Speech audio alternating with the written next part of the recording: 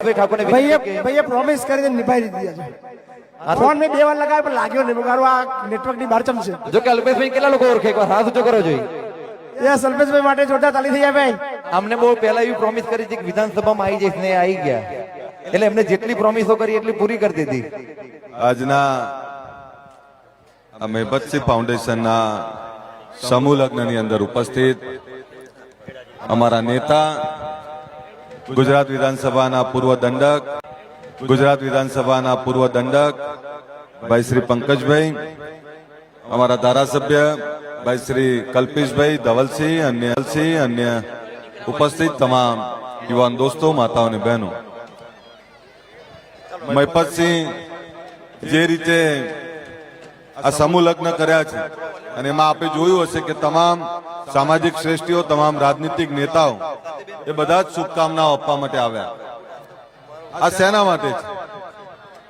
કોઈ માણસ સમાજ સેવાનું ગરીબો માટે, સામાન્ય લોકો માટે, જરૂરિયાતમંદ લોકો માટે કોઈ સારું ઈમાનદારીથી કામ કરતો હોય તો એને સમર્થન આપવા માટે, એને સહકાર આપવા માટે અને નવદંપતીઓને આશીર્વાદ આપવા માટે આવ્યા.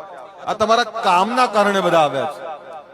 એટલે આપણે જે કામ કરીએ છીએ એ લોકો એનું પ્રતિબિંબ છે. લોકો જ નક્કી કરે છે કે આપણે કેવું કામ કરીએ છીએ. ત્યારે મેં જોયું કે ઘણા બધા મંત્રીઓ, ઘણા બધા ધારાસભ્યો, ઘણા બધા શ્રેષ્ઠીઓ અહીં આવ્યા.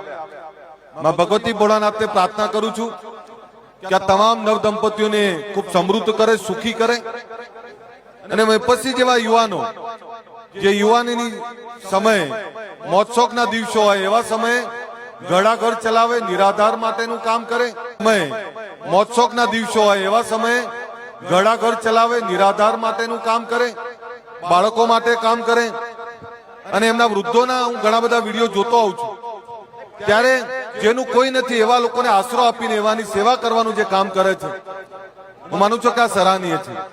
અને હું તમામ લોકોને કહું કે જયારે એમના ત્યાં કોઈ માં કે બાપને કોઈ મૂકી જાય ત્યારે એ મા બાપની શું દશા થતી છે કલ્પના કરવી અઘરી છે.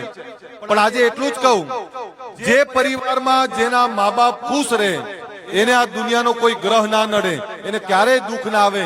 તમારા મા બાપની સેવા કરો.